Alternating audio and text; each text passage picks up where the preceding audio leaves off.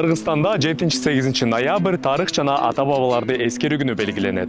2017 жылга чейин 8 ноябрь күнү Сталиндик репрессиянын курмандыктарын эскерүү күнү белгиленчү.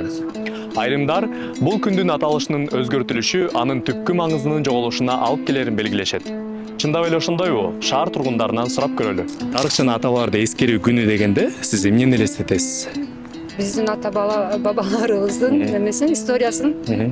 Ошол эле Жусуп Абдрахманов, Касым Тынстанов, Алыкул Осмонов. Биринчи эле аталардын бизге кылган эрдигин, эң биринчи эле вот согушта болгон эрдиктерин эске алам. Андан тышкары азыркы өзүбүздүн атабыздын бизге берип жаткан тарбиясын, мен үчүн атанын орду дайыма бөлөкчө жана бийик турат. Жок, ошол чечтек кезинде оюм жок экен чындап.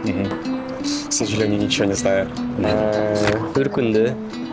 Мен болсо Токтогул Сатылгалов жана Алыкул Осмонов десем, анткени алар биздин акындар болгон. Жана ошол учурда эмне болуп жаткан бизге стих жөнүндө бизге айтып беришкен да. И ошол маалымат бизге чейин келген. Куманжан Датко, Алымбек Датко, кого еще?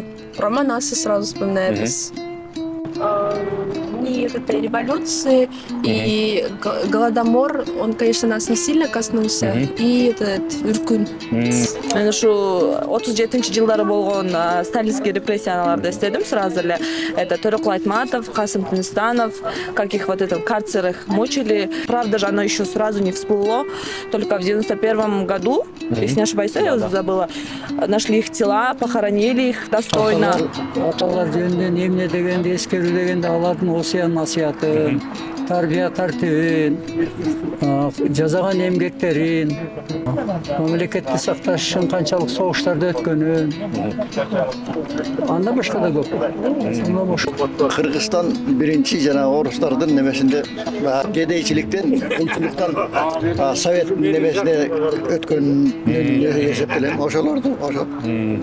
Мисалы ошол убакка чейин жашап келген аталарды, ошол убакка чейин жерди коргоп, мисалы алганда өзүбүздүн чоң аталарыбыз Бизден жакшы мондай жашоого алып келген адамдарды, эң жакындары мен өзүмдүн папамды, өзүмдүн мамамды, ата мекендик согушта курман болгондор, репрессияда курман болгондор аталарыбыз, агаларыбыз ошолорду эстейм.